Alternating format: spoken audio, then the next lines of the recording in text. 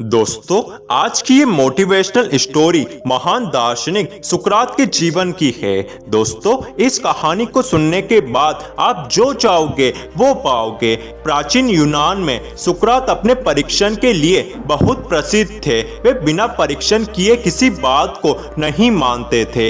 एक दिन सुकरात अपना काम कर रहे थे कि तभी उनका एक परिचित उनसे मिलने आया। वो परिचित फ्री था, उसके पास कोई काम नहीं था। वो यूं ही सुकरात से मिलने आया था और आते ही बोला कि सुकरात, मैंने आपके एक मित्र के बारे में कुछ सुना है। सुकरात ने उस परिचित को बीच में ही रोका और कहा, आपके कुछ बताने से पहले मैं चाहता हूं कि हम एक छोटा सा परीक्षण कर लें। मैं इसे 3 कसौटियों का परीक्षण कहता हूं। परिचित ने पूछा, ये 3 कसौटियां क्या है? सुकरात ने कहा, ये 3 कसौटियां बताएगी कि आप मुझसे कैसी बात कहने जा रहे हैं। सुकरात ने कहा, इसमें पहली सत्य की कसौटी है। क्या आप 100% दावे से ये कह सकते हैं कि जो बात आप मुझे बताने जा रहे हैं वह पूरी सत्य है? परिचित ने कहा, नहीं, दरअसल मैंने किसी से सुना है। सुकरात ने बीच में ही रोका और कहा, इसका मतलब यह है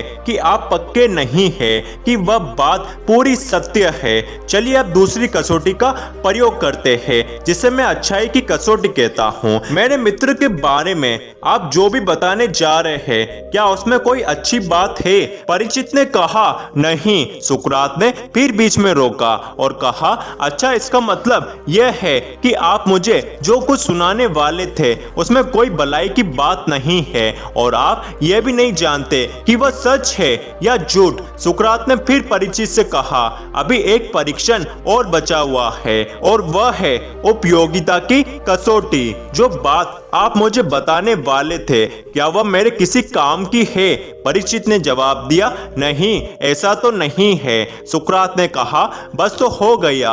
जो बात आप मुझे बताने वाले थे वह न तो सत्य है, न ही अच्छी बात है और न ही वह मेरे किसी काम की है, तो मैं उसे जानने में अपना कीमती समय क्यों नष्ट करूं? सुकरात की ये बात सुनकर वह परिचित चुपचाप वहां से चला गया।